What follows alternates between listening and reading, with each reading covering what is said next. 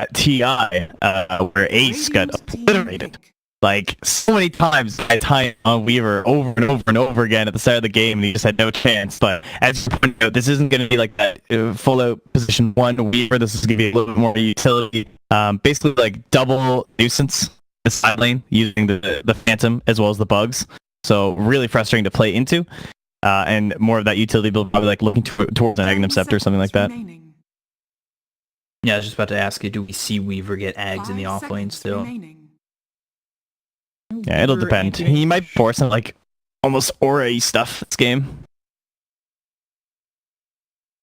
And the Kunkka last for Thunder Predator, which is a big pick mid, but definitely a favorite pick for Chinese teams that I've been seeing a lot. They love Kunkka mid. It's control, it's good team fight, and really good in lane. And they go Phantom Assassin, a hero a lot of people have been saying isn't as good without the Magnus, and we see it here, of course, without the Magnus. Don't have any additional minus armor, which is a little awkward. There's no Slardar or anything. They have a lot of team fight, but it's not that easy to execute team fight. I mean, Secret nailed it with that bam. Like, I'm pretty sure they probably... I mean, personally, I would have liked to see Faceless Void over the Tiny pick, and then I would have went back for a more range-centric mid-hero like the Lina or something to work with a Chronosphere. And I feel like I then feel better about this lineup. Right now, I don't see a lot of great pairing partners for the PA. They do have really mobile support duo in the Earth Spirit and the Phoenix. Like, they can kind of attack into the fog, create an engagement, and PA is going to look to thrive off of that chaos. But aside from how the fight pans out, she doesn't have any other direct buffs from her teammates. She doesn't really have good aura builders. It's... I predict a rough PA game, and Secret wind up going back for... That looks like a mid-1 shaker. Hell yeah, let's go! Woo-hoo. I'm down with the mid-1 shaker, and then you've got, of course, Nisha on the Anti-Mage, Zion the Weaver, Yapsor on the Grimstroke, and that leaves Puppey for the Lich. And then for Thunder Predator, it looks like a ton is going from the mid to the safe lane, going for that Phantom Assassin. Draken on the Tiny, Frank with the Enigma in the off-lane 3 position, Matthew on the Earth Spirit, and then that leaves Prada with the Phoenix. Old 5-roll Phoenix. So mid-1 shaker, this is something that he likes to pull out every once in a while whenever they have a guaranteed melee hero in the mid lane that isn't ridiculously strong, and I think Tiny kind of fits that bill. They've got away with it versus like Dragon Knights and stuff before too. So mid-1 is very well versed on this, and the only downside to mid-shaker is that he is still kind of stuck playing around the ultimate, and it's that bit of a longer cooldown, but take some time, get a Blink Dagger. And you look at these heroes, you think about this PA, she needs so many items. I just don't think she's going to get the time for those items, too. Usually when you see a hero that needs a lot of farm, like an Anti-Mage, the team around him can make aggressive plays early, and I think you have that with Earthshaker, Weaver, Grimstroke, Lich, where you can use the Frost Shield, you can use the Inkswell. Earthshaker and Weaver are decently strong in the mid-game, so I think... It's another one of those Secret might be able to overwhelm Thunder Predator and force them into fights that they just don't want to take in the early and mid game. Yeah, I'm looking forward to see how this one goes. Should be slower than the last game at the very least. Maybe a little bit more Dota to watch this time. But maybe not. We'll see. 18 minutes is kind of hard to beat. There's a time. Especially not turbo games. Whoa, look at that. Whoa, look at that. What's usually the build here for a mid shaker? Is it just skip the fissure altogether and go like 0-2-2 for your first 4 levels? Yeah, exactly. You don't need any fissure. You just work with the totem and the aftershock. This I don't think I've ever gotten to witness a anti-mage in a Grimstroke game, but unless I'm incorrect, the Mana Void should also work, so that should be entertaining. And that's, I think it also, with the Lich and Grimstroke, opens up Nishna maybe being a little bit more aggressive earlier. Sometimes we see these anti-mages constricted to just farming for so long. But when you've got Inkswell and you've got Frost Shield, I think you've almost got yourself enough defense early on in the Frost Shield and having that lockdown where you maybe can get involved a little bit better using that blink to go in with the Inkswell. Yeah, it's like a totally different kind of game. For an anime, getting a chance to actually play aggressive in your lane is so nice. But the Earth Spirit, I guess, again, kind of has a situation where it's going to be hard to get kills onto the hero, much like it was for Yapsor in the previous match, so they might not be able to pressure too hard onto Frank or something. Wow, but does Frank have 6 mangoes? He's opening up a fruit stand. My goodness. The battle begins. 6 mangoes, 6 tangos. And Rolling Boulder. Nisha gets the bounty room, but yeah, he's got the Frost Shield level 1 into the Blink, which I'm not a huge fan of, but defensive enough. I don't think you really need much more in this lane to start anyway. But yeah, lanes are indeed what's expected here. So, who needs to pop off here for Thunder Predator? I guess we have to put the pressure on old Draken, on that Tiny. He needs to make a lot of space for PA to actually come online. So, are there enough squishies for a Tiny? This is a pretty good game for a Tiny, honestly. Tiny's getting to the point where he's picked so often that he often ends up in a game where there's only a single hero that he can burst down by the 20-minute mark or something. Like, we kind of got to this state where people just keep picking tanky cores the second that the Tiny popped out, but now he gets picked a little bit later, so he's going to try and counter out that Weaver. He has double squishy supports, which is a pretty rare sight these days, too. So he can instantly combo both the Lich and Grimstroke. We already talked about how important that combo is, so Draken certainly going to be the game winner if Thunder Predator are going to have a chance here. Yeah, it definitely seems like Lich and Grimstroke are very important to how they're going to play this early mid-game for Secret. So if you've got maybe an early Blink Dagger available on the Tiny, we could see him going to the back lines or, roaming early enough. Oh, he got a kill. A couple of kills here, and right away we see him mid. Draken gets the kill. I think you can definitely call that expected. Like, Tiny should be winning the first 4 levels or so, and this is a thing that happens with the Shaker, right? You might not win the earliest levels, unless it's a really good matchup like the DK or something. Tiny is still going to beat almost every melee hero 1v1. Tossing around mid one like he's already got an Ags, but it's just the toss back to his creeps, and Draken, it's a pretty deadly combo, that avalanche toss. And he's going into the bottle and the boots, treads afterwards. Do we see him go straight Blink, or maybe this is a Shadow Blade game? It definitely depends on how you're feeling. I would probably aim more towards the Blink. There's not much that's that great against Blink in this game. And then the other benefit of there's also the fact of getting a Shadow Blade versus an AM, so it's a bit tough. Might end up seeing both in the end. Probably Blink first would be my guess, and then prey on Zai for a little while before building into a Shadow Blade.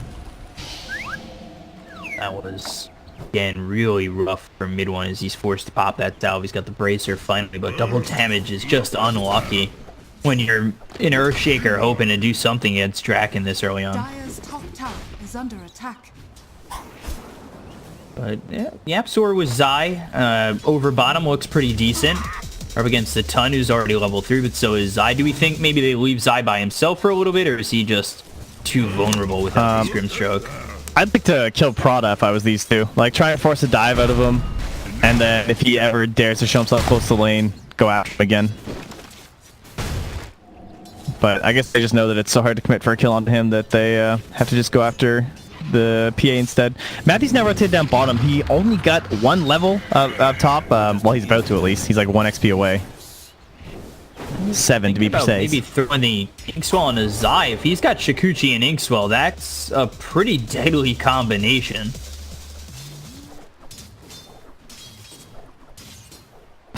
God, this is so awkward for Matthew. He just like nothing to do. He's just trying to get level 2. He's like, can a creep die, please? There we go. There's the Inkswell just keeping Yapsor safe, but the Boulder Smash on top of that. Now the Rolling Boulder on forward. And Yapsor dies with mid one dying mid as well, and Prada, he gets traded by Zai. Yep, he does die last in the end at least, so we got a little bit of XP. But in the mid lane, I mean, Dragon pretty much just walked on him. He's just bullying him, getting that level advantage. Now a full level at this point because he's a Tiny.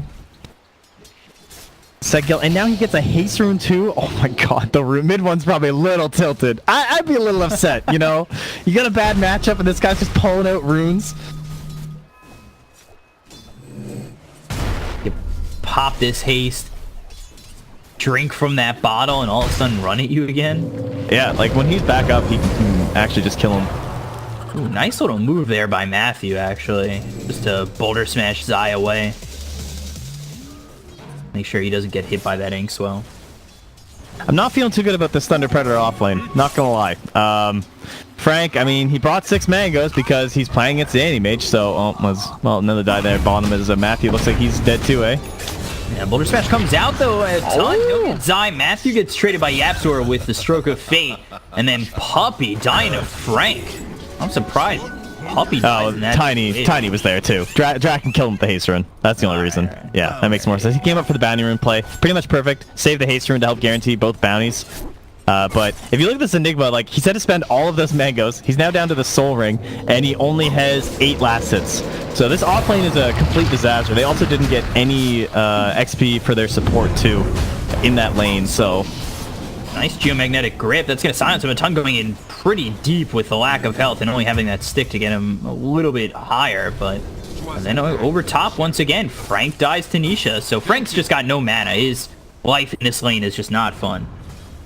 Yep, he's got nowhere to go. Radiant's top tower is under attack. But back to that lane. They might just kill him again here, honestly. Yeah. Puppy's got mana in 3 seconds for a Frost Shield. Yeah, he's just dead. I don't know about this one, Frank. Shield slows him up. Frank, I don't think that TP was the right idea. All right, now mid one, though. He sees the rune. This time it's yours. Phoenix doesn't have dive. Go! Yes. Okay. There it is. He gets something for his troubles. Yeah, it was deserved at this avalanche. Oh, boy. Oh, my God. Oh. What about this bottom? I mean, I'm looking at this bottom lane. It's like, yeah, there's been some deaths and stuff, but this Weaver is 26 and 10 in terms of last. It's actually above the PA, so life is good. And that Enigma and the Earth Spirit are just basically next to each other. Phoenix, well, position 5, has 2 tangos. Fissure coming out, but Draken's got help nearby, and Matthew and Prada, they're probably going to look to go in on the mid one with the Avalanche coming in as well, throwing Boulder. Echo Slam comes in, and mid one now still needs to run as the Icarus Dive is through to get the kill. Yeah, that was pretty greedy. Ooh, Stroke of Fate. Just staying alive is Matthew. Yeah, that was ambitious. It's like, I don't know. At the same time, it's hard to make use of the first Echo Slam anyway, but for the most part, if they're diving on you like that, like, they know you have Echo Slam, so the general rule of thumb is that you have to be pretty damn confident that you're going to actually get the kill, or they've probably worked out that they're not going to die, you know? But, alas, mid one's back at it. And we're looking for Nisha for a moment over top. They've got 3 heroes here. No black hole, as Frank is very far behind, sitting at only level 4. Dire's top tower. Oh, hi. It's just me and my Frost Shield again. At the same time, though. You and Frank's. Ooh, hit by the Mana Void and killed off. Yapzor dies mid. They've got the Sinister Gaze on a Matthew with the Boulder Smash hitting on both of them. Puppy getting hit by these Eidolons, and yeah, well, that's to be expected when Phantom Assassin hits 6. Get that first dagger thrown out, and of course, crit off it. And Draken was moving through the river and found Yapzor there on the Grimstroke, so he went down. But I like this rotation. Put the PA in the lane versus the anti-mage. Only question is, in most of these games, the PA might have a better support to play with, which is not the case here. So I don't know if this is going to work out that well. He's just burning that mana right away. Gets a little bit scared, though. It's maybe a bit more damage than he's comfortable with going after that Phantom Assassin for a second, but salve up. He'll be okay. And again, blinking aggressive, looking for a ton with the Frost Shield on him. We've also got Grimstroke coming in if they wanted to place that Ink Swell, but I just think Yapzor was a little bit too far behind for them to continue to commit.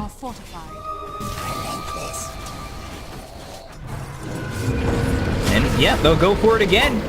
They find the silence with the Ink Swell on top of Nisha. They keep trying to go for the Phantom Assassin. Back and forth they go. 2 more supports here for Thunder Predator this time around. This is not working out too well, I don't think, for Thunder Predator, just because the trade in the bottom lane is Zai is fully creep cutting. This was a nice play, though, actually. Frank used the Eidolons to catch the wave. A ton might be into trouble. As the Boulder Smash coming in, as well as the Rolling Boulder. Now the Mana Void hits onto the Phantom Assassin to get the kill. Matthew Rolling Bouldered in. He had the Geomagnetic Grip on them for a second, but now he's the one silenced up. The Inkswell hits. Yapsor gets the kill. 2 more here for the side of Team Secret. Yeah, Draken tries the TP in, but nothing. Ooh, Frank. Force TP. I mean, Frank's done everything to try and save this tower. He sent Eidolons in behind over here and was pulling the wave. He's been like trying to fight back Zai's. He just Shikuchi's behind the tower, and now they're gonna bring the PA down here too. But Zai is getting very rich quickly here. And again, Draken goes for those north bounty runes. Dire's top tower is under You're attack. controlling those bounty runes. You're probably going to get both, because you don't want to get in the way of Draken. If you're a support and anti-mage, you don't know what's next to him to risk it. And then in terms of Zai's build, he's still eyeing up the Vlad's. Probably going to complete it. I mean, we all know how important Vlad's is. That's pretty much all the offlane role is pick a hero that's going to build Vlad's for you. Which is basically all of them at this point. Yeah, it's not too shabby. Seems to be all of them. I think they don't have an urn, though. I wouldn't mind seeing a Spirit Vessel on this Weaver, but I guess Vlad's is just too important. Did you see it after, or is that just too late by then? I think it depends how much he's snowballing. If he's like gets super rich, like they win a big fight, he might go for it before the Aghanims, but if not, he might just start saving straight for the Ags. I don't know if the Ag, how much burst damage is there? They have a PA. It's like, the question is it enough burst damage that it's worth having the Aghanim Scepter? Because Aghanim Scepter is good against Black Hole, because someone's being holed, you're outside of it, and you're like watching them tick down before you ult them. But against a PA, you might not have the time to react to it, and against Supernova, chances are you're probably caught in the Supernova too. So you won't have a good opportunity to actually use the time lapse. Could potentially use it with the Avalanche Toss comes down, you time lapse as they get the kill on the Yapsor, but the rotations are immediately there to attempt to get a trade. Nisha's has the Frost Shield on him, blinks forward to stop Draken from getting away. He's got no more mana. The fissure hits from mid one. Should be able to get this kill. He doesn't Mana Void. The Geomagnetic Grip is there to silence up the Anti-Mage, but now the Chain Frost goes all the way to Matthew, who Rolling Boulder away. 9-9 here. As Prada, is going to come in mid with a Black Hole here. Frank? No. Thought they might try it. But there's not going to be enough damage unless Attune like instantly TP'd in. So could the Ags on Weaver possibly help with the Avalanche Toss? Like if you time it right, if he's not... It's too fast. Like, it's not worth it, right? It's so unlikely that you're going to be able to save someone from Avatos. At least that's how I would look at it. Like, a lot of the time, your turn rate will hamper you too much. Smoke out from Thunder Predator. Again, this is what we were talking about. Draken's got the Blink Dagger, so... This game's on him. This is, if this is the snowball that we were hoping to see from Thunder Predator. It's already looking way better than Game 1. At least there's that. How much damage do we gotta get through here? 900. Toss. Geomagnetic Grip. He's got the Frost Shield on top of him, but will be unable to make it out. The Orb of Venom that I think finishes off Nisha, as he did get the blink away, but was unable to make an escape, and it's 10-9 for Thunder Predator, possibly looking for more. Frank's up here over top. They've got the toss, and another kill here for Draken for 1-4. Yeah, nice smoke there with the Magnetize. Would not have gotten it without it, so... Good to have. Transition into the tower. This kind of looks like Secret last game. Getting that really nice tower. I mean, it wasn't at like 5 minutes, but mid lane, they'll grab another kill there. So that's 3 quick ones across the board. 12-9 now for old Thunder Predator. Dire's top tower is under Opening attack. up a lot of space for them to do something like this and take these towers. Well, just like you said, exactly the way Secret was doing it in Game 1. Get a pick off here or there, turn it into an objective. Worth a lot more. Man, Toon's looking a little scary right now. Top of the net worth? Well, he was. Now Draken's overtaken him, but... Go Draken. Continue to make space. Mid one, the one to do that now for Secret, as he does have the Blink Dagger. So, time to make use. He really wants level 12, though. Try and get the second point into the Echo Slam. Jumps from 70 to 90. Pretty big deal. You don't have any real concerns about Radiant going Roche. They don't have the heroes itemized for it. Is that a Veil? Oh, that's a dead item. Don't see that one too often, but About 700 gold away now for Matthew. He almost has this Veil. He's been sticking to just that Orb of Venom and maybe some wards. Zai comes over, but ends up going right. They've got the scan through onto the Dire side, but... And they're going to smoke right into it too. And that Observer Ward didn't see the smoke, but they can probably figure out what's happening here. We'll see if anyone actually gets caught up by it. Weaver's going to show on that bottom lane. That might help alleviate their suspicion in the mid lane. Puppy will drop the ward down. Matthew right into his hands, so they might be able to get the kill for the Geomagnetic Grip as well as the Fissure coming out. There's the Exile on top of them. The Supernova comes out on the side. Matthew dead, Puppy dead, 1 for 1 so far. Mid one trying to get away. The Soulbind was out, but the stun comes out from the Supernova. Now Atum makes his way into the fight. Oh, what a stroke. Stroke of Fade on the 3 heroes, but it's not enough to save mid one though. Again, Prada. It's a 2 for 2 so far with Zai trying to make a play, but Atum looks over at Yapstor. He's got more than enough damage to take care of him. And Frank, he's looking to set up the black hole, and with the toss, it's an alley-oop into this one. And 4 heroes dead on the side of Secret. Thunder Predator counter that perfectly. Draken's doing it. He got the execution on the Lich. That's what he has to do. He's making sure that Soulbind combo does not happen. Look at that damage. He's actually top damage of the Grimstroke too because of that maxed out on the stroke, but got him good. Thunder Predator. They know what they have to do. They predicted that movement really well thanks to their scan and then hiding in the trees and everything. Matthew kind of tanking the initial engagement from Team Secret. And Secret are still making space for the anti-mage, but when you turn around a bunch of kills like that, that gives the goal for that Demon Edge towards the Tomb. Might get the kill, Nisha. Woo. Yeah. 50 health. He's now upped up his counterspell, so they need the Magnetize to get the kills. Yeah, but you could see that combo just immediately. A Rolling Boulder into a Geomagnetic Grip where you've got that silence out. Avalanche tosses a lot of damage. Maybe if it's, like you said, with the Magnetizer, a +1. Radiant's middle tower is under Could do attack. it, but Phantom Assassin now into the Battle Fury. That is, in fact, before the Anti-Mage gets his, but we talked about how the Anti-Mage is able to farm so well with the fact that he's got this Blink Dire's structures built in. fortified. Instant blow up of our Phoenix there though, as Zai has gone from the Vlads to the Medallion. That'll help them control the Roche Pit.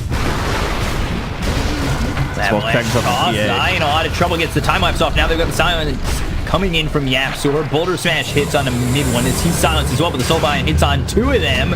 Magnetize laid down, and they'll get the kill on a Draken looking for Matthew. Inkswell pops right on top of him. He's stunned up. Atum looking for an opening. There's the Stifling Dagger and the kill onto this Earthshaker. Zai now on the run.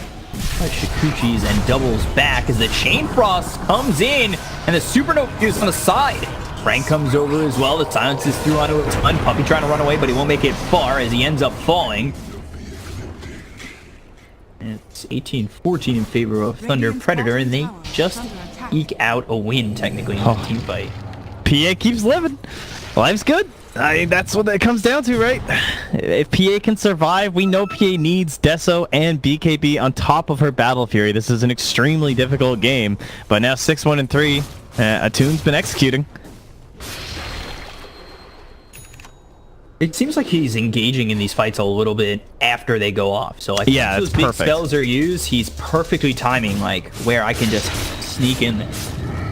A lot of that's coming from him being off the map, too, where he's just farming a lot of neutrals, not so much on the waves. The use of Blur, too. No matter how much vision you have, maybe you don't know just how close that PA is. And just TPing in, too, because these fights tend to take a little bit of time. They're not really over instantaneously. Frank has caught up thanks to this Midas, one of the last heroes that it's truly viable on, I think most people would say.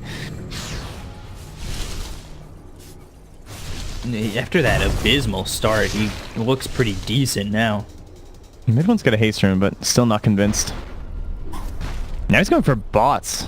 I think he might be confused and think he's playing Ember Spirit here. They look just the same. Ember. Mid one? With the, pretty much the same hero, yeah. Yeah, with the Earthshaker Ember, I can't flip it. They are gonna smoke up same tower in the mid lane. Oh, perfect target, the PA. There she blows. But where is she? Where is this stupid blurred hero? And away.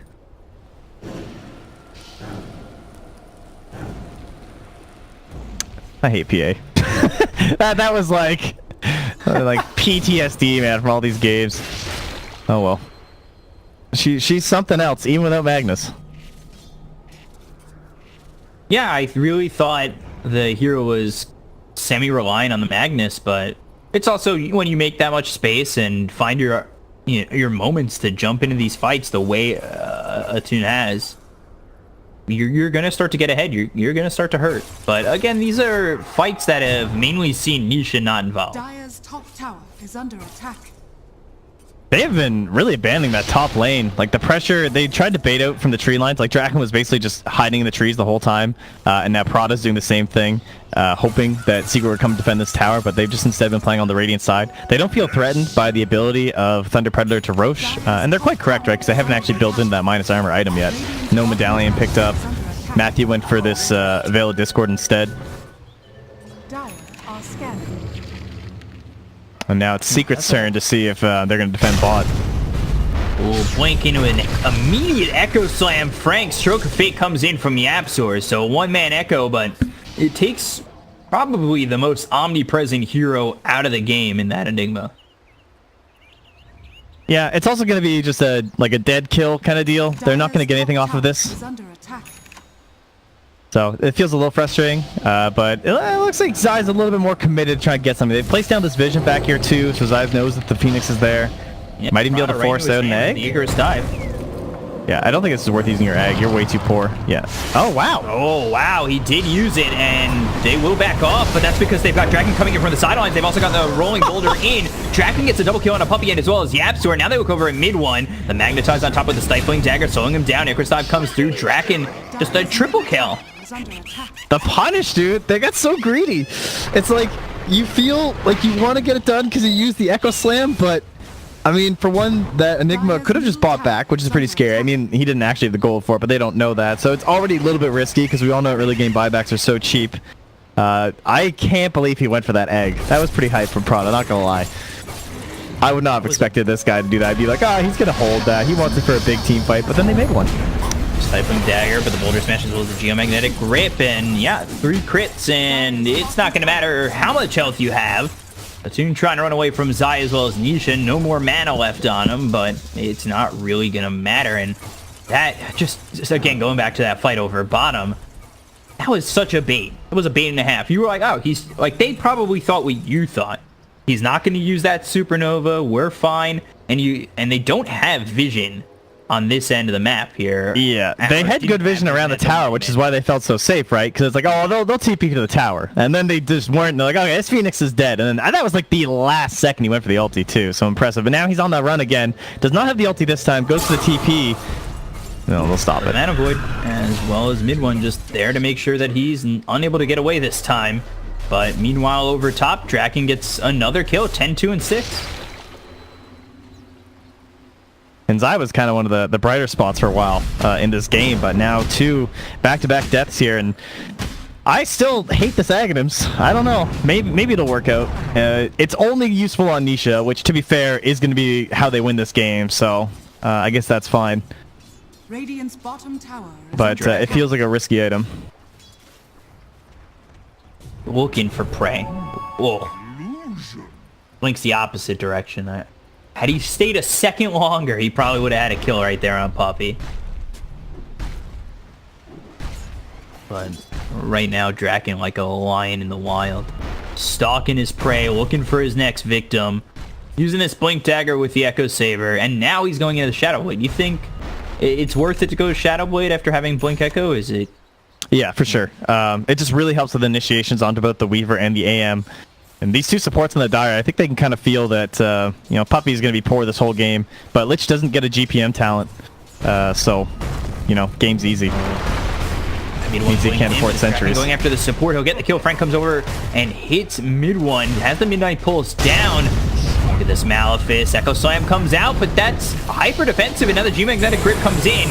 Got the Weaver coming in from the side. The Soulbind hits onto the Enigma as well. There it is. Hits her Spirit, and they'll get the kill onto Matthew. They'll take out Frank. It's the Mana Boy that hits on both of them. Nisha comes in. First hit bash, of course, why not? And the Avalanche onto both of them, but it's not going to save his life. Nisha gets a double kill, and they're also looking for more. This Basher. Find the Phoenix. The Stifling Dagger comes out. The Basher doing so much work for him right now. The Phantom silences up this Prada Phoenix, and now it's just a ton. It could be a full team wipe, but the BKB's going to Oh, it did it again! off with a bash. Come on!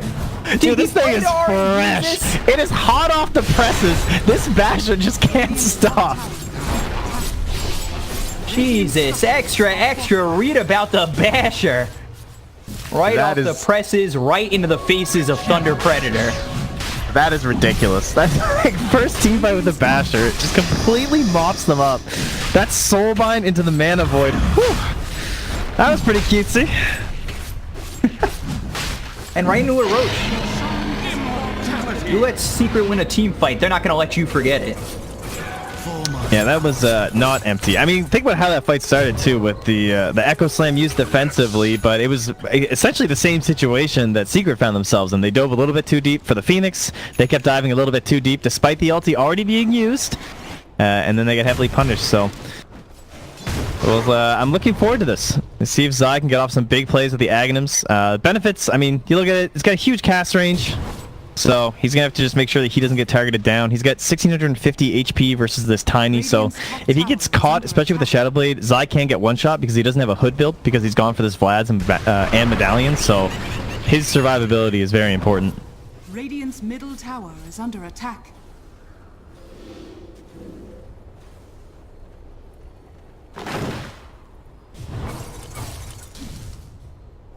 So 24-21, the game changes right off that fight.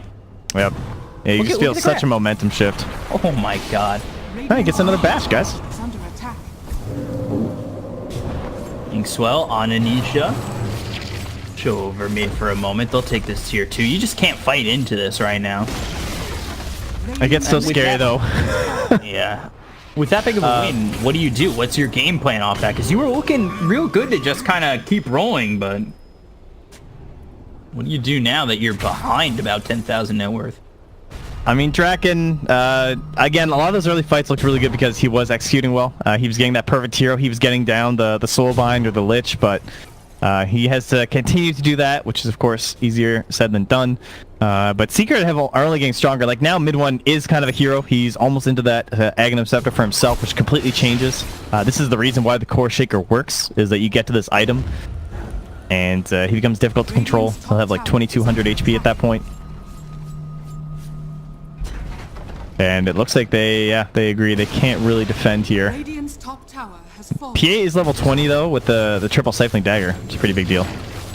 They're just going to show Nisha. Mid one, I believe the smoke got broken on him. The Boulder Smash ends up hitting him on the edge, but the Avalanche comes out. He's got the Inkswell on top of him as well as the Frost Shield. Continues to go after this tier 3, the Sunray on top of him.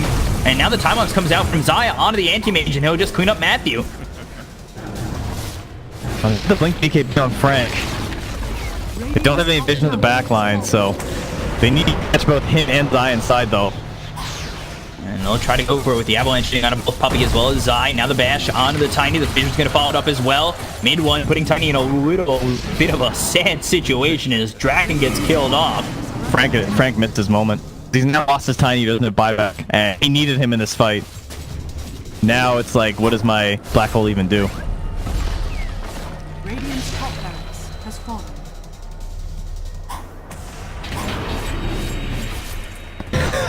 Counter spell, just setting the dagger back. Radiant's top barracks are under attack.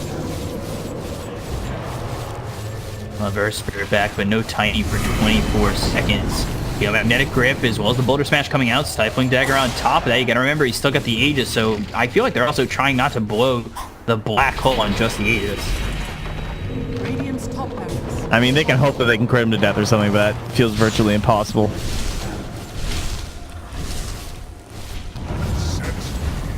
Goes after the tier 3. Now they'll look towards the back line. It's going to be a Geomagnetic Grip on Xayah as well as the Earthshaker. Look for the Black Hole, but look at the Soulbind keeping them close together. And now the Chain Frost's going to be bouncing out on Frank as well as Matthew. They've got the Supernova. They took out the first life on the Anti-Mage. Fissure hits Matthew in a little bit of trouble. Meanwhile, a ton comes in, gets going to Puppy. The Echo Slam on top of Frank, but he doesn't have he doesn't have buyback. So this is a big problem for him. One Inkswell on top. Fissure comes out. That actually stuns the Phantom Assassin. Nisha looks in for a moment. The Stroke of Fate landing onto the Tiny and now just finds Matthew to kill him once again. And Nisha just diving in really deep. No longer has that second life. There's the toss, keeping him close, and I'm ups again coming out from Zai. Stifling dagger and okay, Poppy, you blink and you're dead. He just back. Hard life, double bracer, not enough to save him, unfortunately. Nisha will run out a ton. You've got mid one now with the Axe. Oh, just on the edge of that Fissure. Gets the hit. There's the BKB. Is it going to matter this time? Meanwhile, on the backline, Draken gets the kill on the Axor. Here comes Frank. Black Hole on it for the time-ups on her. Nisha gets him out of harm's way. Mid one jumps away with the Axe. Nisha comes back in, looks over at Frank, gets the kill. Draken at a ton will re-engage into this fight, but did he just get bashed off the Stifling Dagger that bounced off the counter spell? The Fissure hits, and now they'll get the kill onto a ton.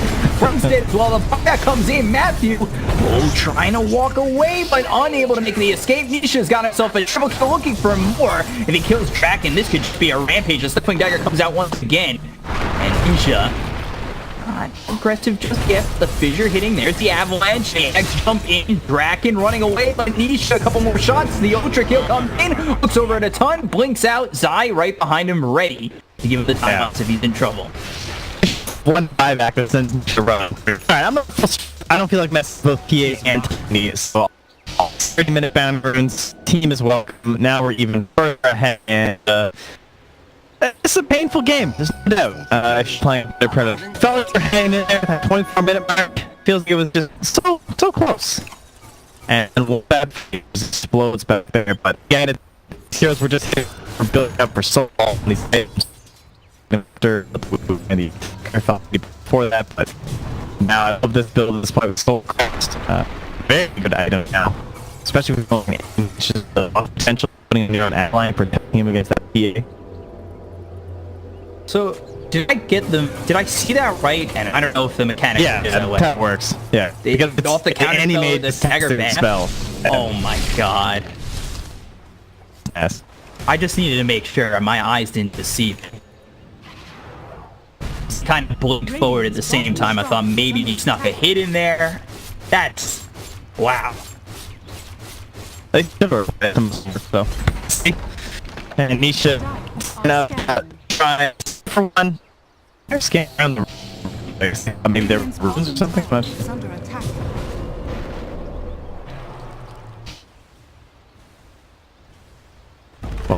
fun Predator for a moment. I mean, you're rolling the dice with PA. There's still a chance. Heads go MKB. Doesn't have a choice, but it's kind of close. Attune for the next fight.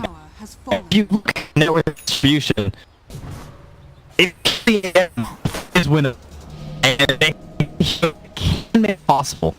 Which kind of harks back to why we're thinking about the Agneceptor build. This whole game doesn't rely on niche. Once the Agneceptor's gone, there's a lot of damage coming out of the rest of Secret, especially once again they can't get off the Grimstroke column with the Lich or the Man of Wu. So it's not over. It's an 18k lead. Most of that is in AM. Very scary. That's possible. Possible. They killed him. I think if they have Black Hole ready, which they do, I don't think they can take up the anti-mage. The problem becomes, is Zai also available? Because the last time we saw the Black Hole, he just time-lapsed them at it. And he's this, we see how do we do this to get the eggs, and then they go for the Blink Dagger, just to ensure that they're going to be there. They are inside Roche, but this has to be a little bit quicker from Thunder Predator. That's brave. Got the kill on the mid one who jumps away, but it's just a corpse flying at that point. The Rolling Boulder comes down looking for something. Geomagnetic it's on to 3, but Anti-Mage, he's already cleaned up the Nisha's so good. And goes back in. Frank, oh no, bashed up and dead. The buyback comes out from the Phoenix. He looks over at his tongue, gets the kill onto the Phantom Assassin. Draken looks over, trying to kill Yaxor, but there's the bash with the Chain Frost getting around, and mid one coming back in. poor heroes did with one buying back on the Phoenix Nisha. Just showing how much he's worth. Mitten died, and you start to see himself retreating north, but just blinks towards and Captain Product completely unsuspected, who just blows up. And then, of course, the eggs. Granted. That would be GG. Expected, but hey, credit, I think, to Thunder for 24 minutes, honestly. I mean, yeah, great, kind of getting some easier